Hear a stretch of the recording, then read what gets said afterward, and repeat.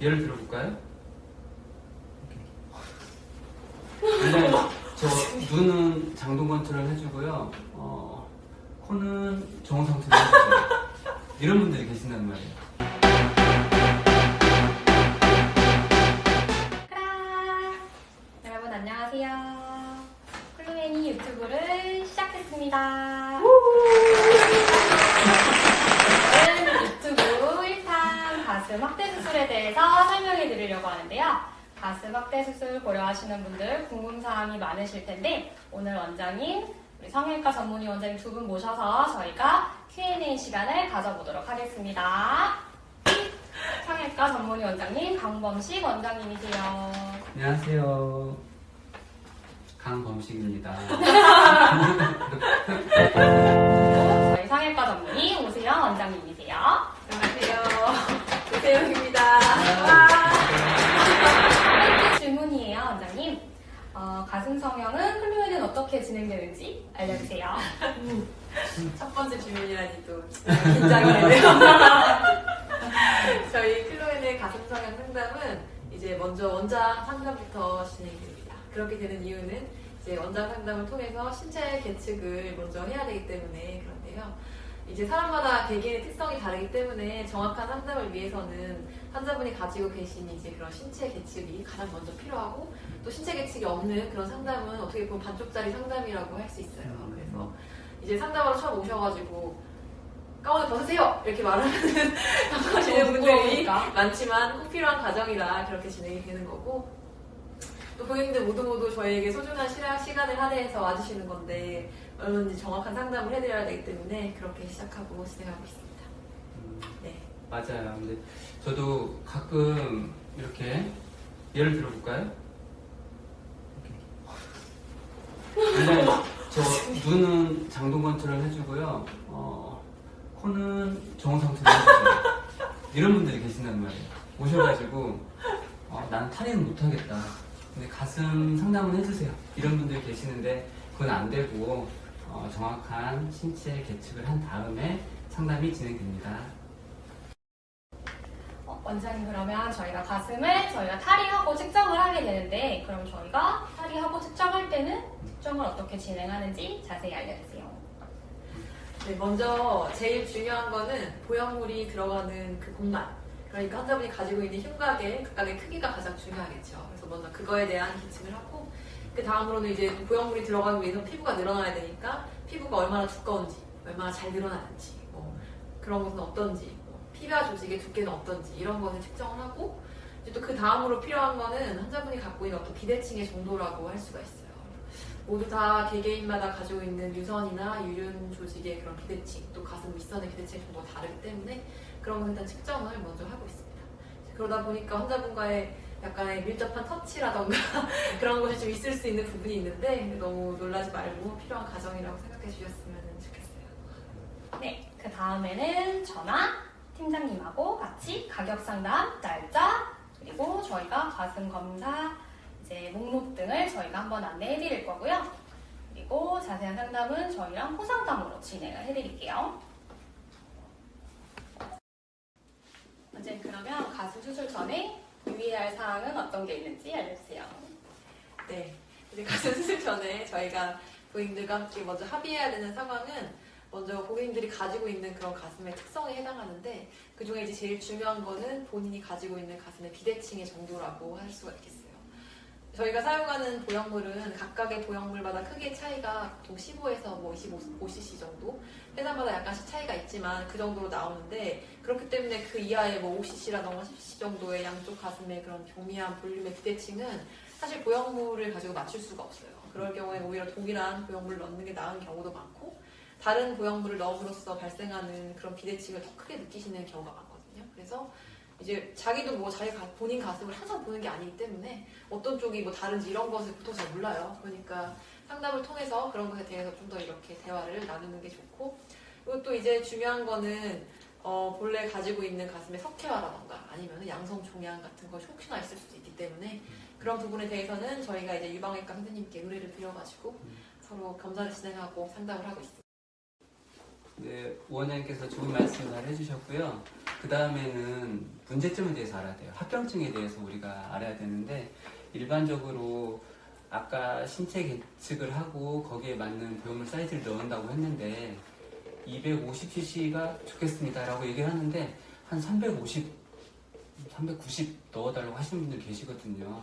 그렇게 본인의 신체에 맞지 않는 무리한 사이즈를 넣을 때는 거기에 따른 합병증이 올 수 있다는 것을 꼭 알고 계시면 되겠고요. 그거 외에도 리플링이나 그 다음에 또 림프종이나 구형부축이나 출혈, 통증, 부종 이런 거에 대한 합병증에 대해서 확률은 낮지만 인지를 하고 수술을 시작하시는 게 좋겠습니다. 어제 대부분 다른 병원에서 저희가 상담하고 오시는 분들이 있고 대부분 고객님들이 오시면 제일 먼저 물어보시는 게 수면 마취인가요? 전신 마취인가요? 많이 물어보세요. 근데 저희 병원은 전신 마취로 진행을 하고 있고 저희가 전신 마취로 진행하는 이유를 다 설명을 드리고 있는데 저희가 전신 마취한 이유를 조금 더 자세히 원장님께서 설명을 한번 해주세요. 네. 이제 이 부분을 오셔가지고 굉장히 많이들 물어보시는데 저희 이제 클로에는 전신 마취로 수술을 진행하고 있고 전신 마취로 수술을 진행하는 거가 가슴 수술의 원칙이에요. 저희는 원칙을 따르는 병원이기 때문에 전신 마취를 하고 있습니다. 네. 맞아요. 이렇게 이제 하는 이유는 수술을 가장 멸균되고 깨끗한 환경에서 적은 출혈로 안정되게 하기 위해서 진행을 하고 있어요. 가슴 수술은 다른 수술들에 비해서 훨씬 더 출혈이라던가 아니면 어떤 뭐 세균의 오염이라던가 이런 거에 취약하고 그것을 많이 신경 써야 하는 수술인데 저희가 수면 마취 수술을 진행하게 되면 뭐 갑자기 환자분이 아파서 막 벌떡 일어난다던가 아니면 움직인다던가 이런 현상에 의해서 수술장이 오염될 수도 있고 피가 더 많이 날 수도 있고 하는 그런 것을 예측하고 조절하기가 어려운 부분이 있어요. 그래서 이제 무조건 전신 마취로 수술을 진행하고 있어요. 이제 전신 마취로 수술을 진행하는 것이 환자분들에게는 항상 그러니까 모든 면에서 다 이득이고 그렇게 환자분께 또 이득이 되는 게 저희 병원에도 이득이 되기 때문에 맞습니다. 그렇게 진행하고 있습니다. 네. 전신 마취는 꼭 필요한 거였군요. 그러면 저희 병원은 피주머니를 차는지 여부를 알려주시면 좋을 것 같아요. 네. 또 전신 마취 다음으로 궁금해하시는 게 피주머니를 다느냐 안 다느냐 이것이 있는데 그게 또 달고 불편한 것도 있고 하니까 근데 어떤 병원은 피주머니를 꼭 해야 된다 이렇게 설명하는 병원이 있다 보니 또 많이들 물어보시는 부분들 중에 하나예요. 근데 이제 가슴 수술에 대한 최신 지견은 가장 적은 출혈이 나게끔 수술을 하고 물론 이게 제일 중요한 부분이겠죠. 그리고 지혈을 잘 하고 나온 다음에 피주머니를 차지 않는 것이 가장 좋다 이렇게 많은 보고들이 되고 있어요. 이제 그 이유는 특별히 출혈이 없고 그러한 위험 요소가 없는 상황에서 피주머니를 차는 것이 오히려 더 주머니가 나오는 그런 구멍을 통해 세균 감염이나 뭐 오염 같은 거에 위험이 있다라고 알려져 있기 때문이에요. 그래서 저희는 이제 물론 가장 중요한 거는 수술하는 중간에 지혈을 충분히 하고 나온다. 이것이 이제 제일 중요한 부분인데 저희는 그렇게 하기 위해서 겨드랑이 수술도 이제 내시경을 이용해서 지혈을 충분히 하고 나오고 일류나 밑선을 이용해서 수술하는 경우에는 저희 눈으로 직접 보고 출혈이 최소화하게 수술을 한 이후에 지혈을 최대한 열심히 하고 나오고 있습니다. 네, 그러합니다. 아, 그래서 우리는 피주머니를 차지 않습니다. 제가 미처 말씀 못 드린 부분은 하지만 재수술이거나 유방 거상술 같은 피가 많이 나는 그런 수술들과 동시에 진행하는 경우에는 상황에 따라서 피주머니를 차야만 하는 경우가 있을 수도 있어요. 이런 경우에는 저희가 수술 전에 미리 설명을 드리고 또 수술 끝나고 미리 설명을 드리고 이렇게 하고 있으니까 그럼 역시 원칙대로 하면 피주머니는 필요가 없는 거네요. 그러면 저희가 압박복도 많이 문의를 하세요. 압박복은 저희가 지금 현재 겨드랑이로 했을 때는 띠를 차고 있고 밑선으로 했을 때는 띠 착용도 없는데 압박복에 대해서도 한번 설명을 자세하게 부탁드릴게요. 그건 제가 오랜만에 한번 또 설명을 드려보겠습니다. 네, 시작해주세요. 압박복을 하는 이유는 가장 중요한 게 보형물이 원하는 위치에 그대로 있게 하기 위해서 하는 거거든요. 그래서 압박복을 하려면 일단은 정확하게 박리를 해놔서 보형물이 다른 데로 가지 못하게 하는 게 가장 좋겠죠. 그런데 압박복을 하는 경우가 있어요. 예를 들어서 겨드랑이로 하는 경우에는 보형물이 자꾸 이렇게 올라오려고 하는 경향이 있거든요. 그래서 올라오지 못하도록 우리가 6주간 밴드를 하고 있잖아요. 압박 밴드를 6주간 하고 있고 또 가끔 어떤 분들은 가슴이 오목가슴이라고 해서 이렇게 쭉 꺼진 가슴이 있어요. 그런 분들은 보형물이 밑으로 내려오려고 하는 경향이 있거든요. 그래서 유착이 일어날 때까지 최소한 3주에서 6주간 압박복 착용을 권유하고 있습니다. 네, 압박복 착용에 대해서도 잘 들었어요. 그럼 이제 입원 절차가 중요한 것 같은데 가슴 수술하면 대부분 입원을 하시는 분들도 많이 있다고 들었는데 저희 병원은 또 입원 절차가 없어요. 그래서 왜 입원 절차가 없는지도 자세히 설명 한번 부탁드려요. 왜 입원 절차가 없냐? 자세한 설명. 자세한 설명. 자세한 왜 설명. 입원을 안 하죠? 사람들은 입원과 피주머니 이걸 되게 중요하게 생각하시더라고요. 그래서 입원 절차가 없는 이유. 일단 저희 병원은 입원은 하지 않고 수술이 끝나고 조금 쉬시다가 집에 가는 정도로 하고 있어요. 또 왜 입원 절차가 없느냐? 지금 한번 생각을 해보니까 그거는 정확한 이유가 있어요. 입원실이 없습니다.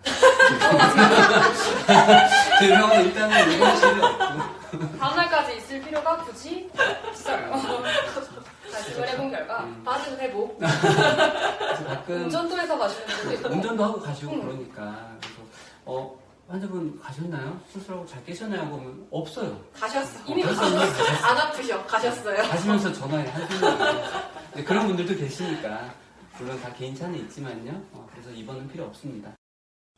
저희 병원 이제 가슴 수술하고 나면 실밥 제거가 중요한 것 같은데 또 저희 병원은 실밥 제거가 따로 없어요. 그래서 실밥 제거에 대해서 그리고 와이어 브라는 언제부터 착용하실 수 있는지 그리고 가슴 마사지는 필요한지 안 필요한지 여부를 알려주시면 좋을 것 같아요.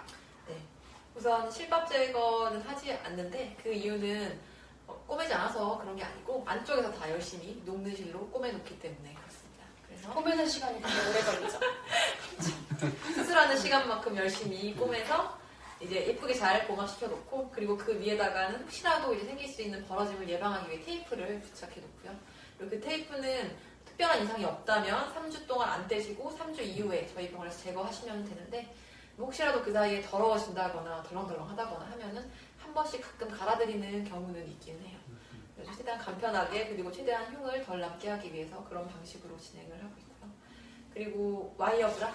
와이어 브라는 수술 이후 3달 정도가 지난 이후부터 착용하는 것을 권장하고 있습니다. 저는 뭐 3달 정도는 수술이 안정되는 그런 기간이라고 보고 그 기간 동안은 최대한 자극을 주지 않는다는 의미에서 하고 있는데 대부분 분들이 뭐 수술하시고 나면 와이어 브라가 필요가 없다. 안 찬다. 이렇게 와이어 브라는 안 차요. 필요가 없어서 안 찬다. 이렇게 말씀하시는 분이 많기 때문에 걱정은 안 하셔도 괜찮을 것 같아요. 맞아요. 와이어 브라는 필요가 없는 거고 마사지에 대해서는 강 원장님께서 마사지요? 네. 마사지에 대해서는 그래요. 마사지. 근데 마사지를 하면은 구형구축이 사라진다. 이거는 과학적인 근거, 정확한 근거는 사실 없어요. 근데 우리가 수술을 하면 상처가 치유되는 그런 과정이 3개월 이상 딱딱한 그런 시기가 있거든요. 그런 시기를 조금 부드럽게 하자는 의미에서 했던 게 아닌가. 또 물론 여러 가지 이론이 있지만 그래서 마사지를 안 하면 무조건 구형구축이 생기고 마사지를 하면 안 생긴다? 그건 아니에요. 제일 중요한 거는 계속 강조했지만 피가 나지 않게 수술을 잘 하는 거고 수술 잘 했을 때 마사지는 정말 필요가 없습니다. 그럼 스무스 보형물인데도 마사지를 안 해도 되는 건가요? 맞아요. 스무스 보형물은 마사지를 하고 텍스처는 뭐 마사지는 안 해도 된다. 이것도 정확한 근거가 있는 이야기는 아니기 때문에 그리고 예전과 달리 지금은 스무스도 100% 충진된 빵빵한 그런 보형물이 나오기 때문에 이전과 같은 합병증은 많이 줄어들었어요. 그래서 스무스 보형물을 하더라도 마사지는 필요 없습니다. 클로잉 Q&A 시간을 가져봤는데요. 가려우신 부분 해결이 잘 되셨으면 좋겠습니다.